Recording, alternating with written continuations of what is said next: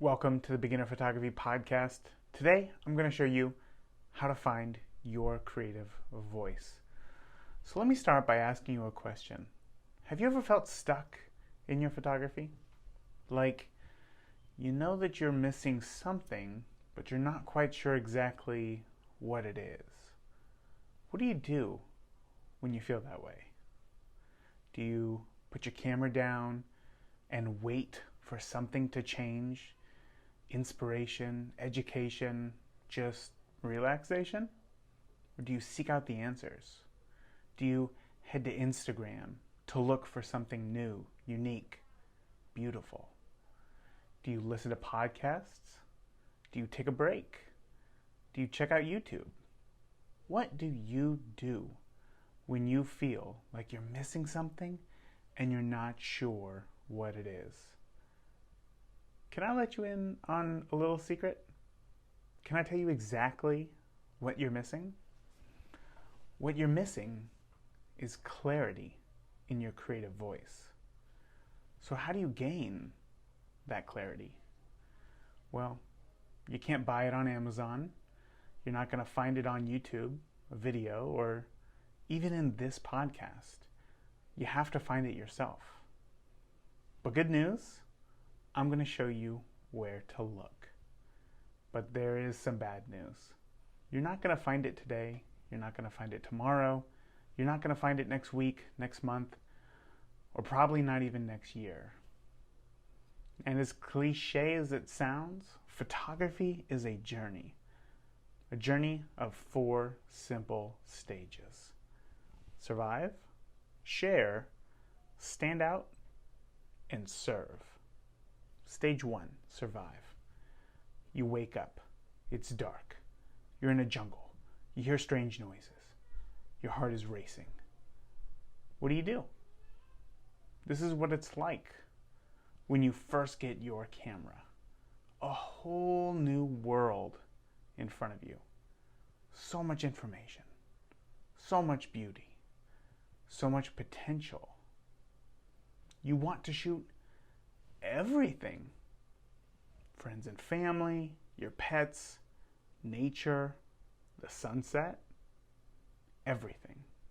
So you start shooting, and almost immediately you realize just how lost you are. You know that you're missing something, but you're not quite sure what it is. At this beginning stage, you don't know what you don't know. But you see people taking beautiful photos on Instagram, so you know that it can be done. Now this is where you make your real first step into the journey of photography.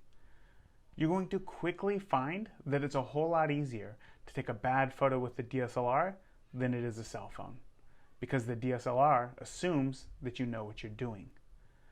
So you stop thinking that it's just luck that makes other photographers successful, and you decide to commit and learn more about your camera and find out how to take beautiful photos. A quick Google search shows you that you should learn manual and take control of your camera and the images that you produce. And then you should probably buy a nifty 50, the 50mm 1.8 lens. And in the early days of photography, I think that it is incredibly important to immerse yourself in the work of others. See the work that other photographers are producing. You need to see what's possible to create with a camera. Now, I would not recommend Instagram for this. And it's not because, there isn't any great photographers on Instagram. There is, for sure. But Instagram encourages the scroll. And the scroll is endless. Quickly, you can become desensitized to great photography. So instead, I recommend using sites like either Flickr or 500px, sites that encourage you to slow down and look at one photo at a time. This will not only build up your creative eye, but also show you what creative things others can do with their camera. It's now your job to learn how to use the tool that is your camera. Practice everything that you can. The more that you shoot, the faster that you will grow and then graduate to stage 2. Stage 2, share your work.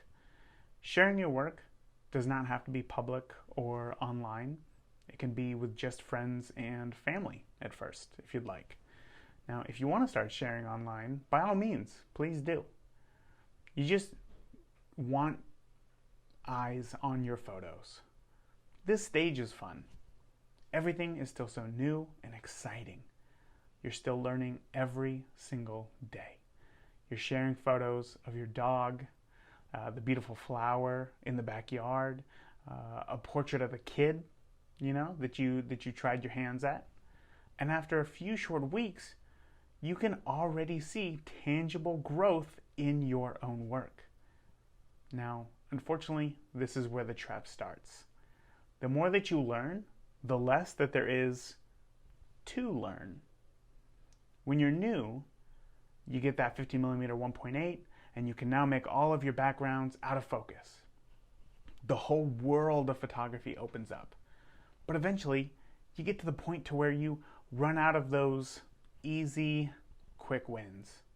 And again, you know that you're missing something, but you're not quite sure what it is.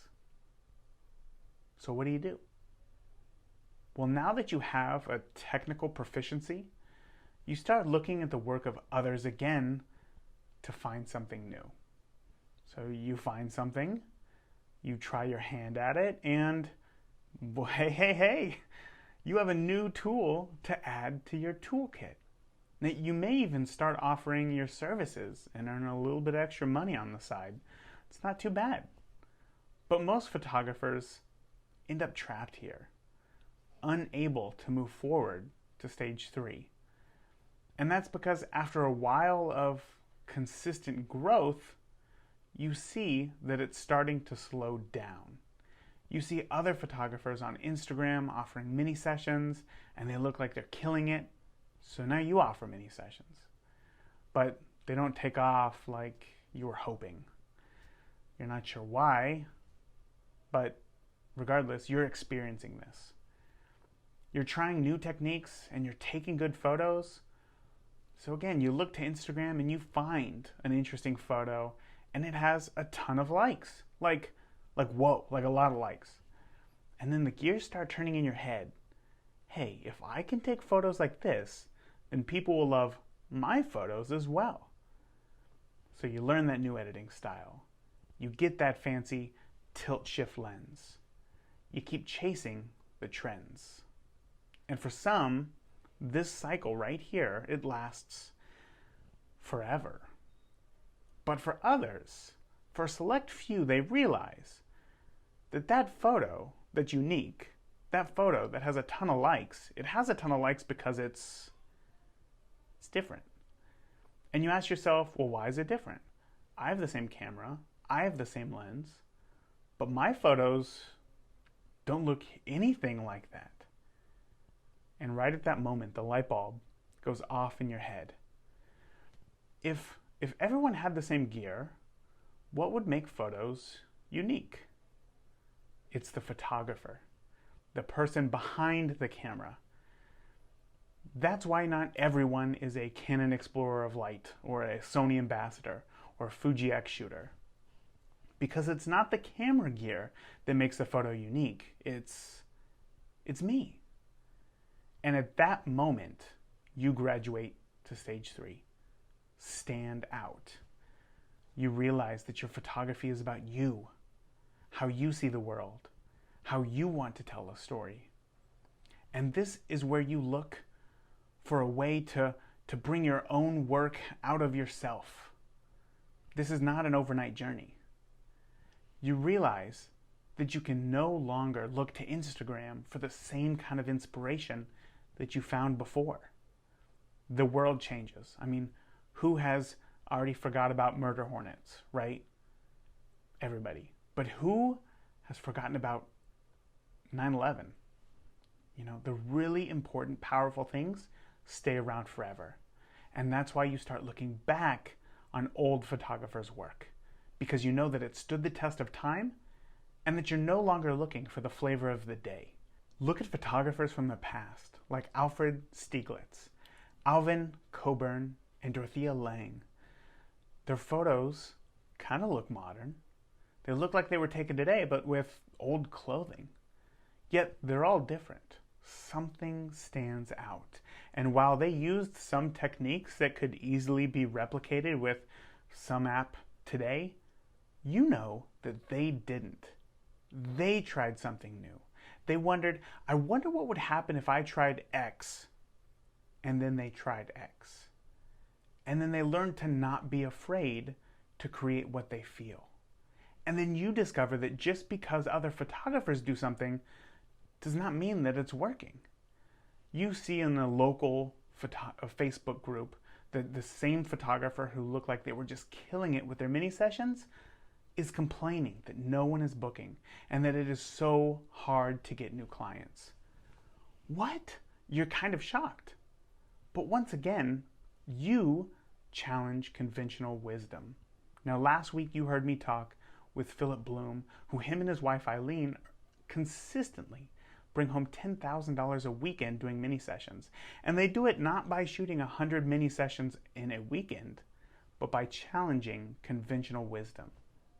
I'll actually be doing a live webinar with them next week, July 29th, where they're going to break down with you the framework that they use for their mini sessions. You can register for that webinar and learn how you can do it too. So the link is in the show notes for you to go ahead and register. Or if you're driving, then you can go ahead, when you stop, shoot me an email at beginnerphotographypodcast.com and I'll send you that link. But by challenging that conventional wisdom, you start showing less. You know, on my first website, I had tabs for portraits, weddings, family, commercial, life, and personal. I thought, okay, so the more that I show, the better of an understanding that somebody will have of my work. But people don't do that. They're not going to sit down and study your work. Show less to manage expectations more. So if you show less, you have to be more intentional with what you do show. You start to only show what you want to shoot. You show photos that reflect your style. Wait, well, look at that. After all this time shooting, you have a style. Where did that come from? It surely was not intentional. It just, well, here it is. And now you have one. Your work stands out. More and more strangers, or potential clients even, tell you how much they love your work. You might even get emails from other local photographers asking to shadow you. Where did this all come from? It feels like just yesterday you were trying to understand how to change your ISO and when to change your shutter speed. And now other photographers are asking you for advice? This is when you reach the next stage, stage 4, serve. It took a long time to get here, and the view is wonderful. But you'll never quite reach the proverbial top of the mountain, and nor should you want to. And that's because once you reach the top, there's nowhere else to go. So you focus on using what you've learned over the years to get to this point to help others. You may decide to use your camera to serve, bring awareness to special causes, give back to those in need, use your platform as a voice to bring help to an underserved area. Or you could use what you've learned to help other photographers on their journey. Help other photographers to get to the point to where now they serve with their cameras, letting you inadvertently help exponentially help more people. Less directly, but still a part of the solution, the progression, the change. Now I hope that this has left you feeling inspired to create something of your own.